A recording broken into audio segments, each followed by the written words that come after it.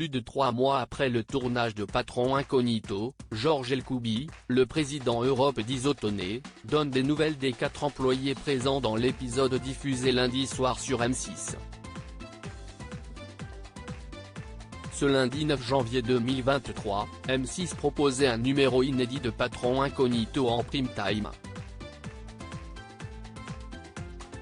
Dans ce 44e épisode, Georges Elkoubi, le dirigeant d'Isotoné, a vécu 3 jours d'immersion au sein de sa société.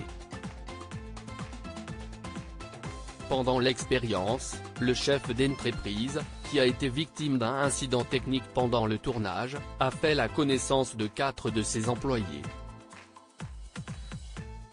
Objectif, en apprendre plus sur leurs conditions de travail.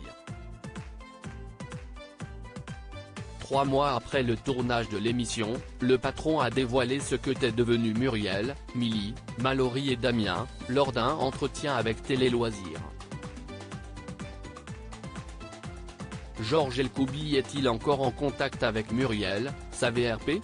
Lors de sa première immersion dans la peau de Daniel, le dirigeant a fait la connaissance de Muriel, VRP pour Isotoné en Alsace depuis 1 an. Durant le tournage, Georges Elkoubi a été épaté par les compétences et la dévotion de son employé pour la marque. Le patron a décidé de la faire évoluer. La salariée participera donc bientôt à la mise en place de tutoriels en vidéo pour maximiser les argumentaires de vente. Je suis resté en contact avec elle et on s'écrit régulièrement, dévoile le chef d'entreprise, touché par l'histoire de Muriel dont la vie personnelle avait été mouvementée. Quelle évolution pour Milly. Pour sa 2e journée incognito, Georges Elkoubi a rencontré Milly, 38 ans, responsable de la boutique test d'Isotoné, à Neuilly-sur-Seine. À l'écoute, professionnelle et amoureuse de la marque, la vendeuse a convaincu le patron, même si, selon lui, la jeune femme manque encore de certains réflexes pour optimiser les ventes. Désormais, Milly participe à la sélection des produits qu'elle propose dans la boutique et va également assister au séminaire de vente de l'enseigne. Que deviennent Mallory et Damien ?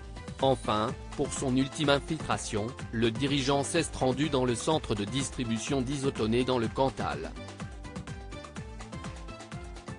Sur place, il a suivi Damien, magasinier belge, et Mallory, employée polyvalente.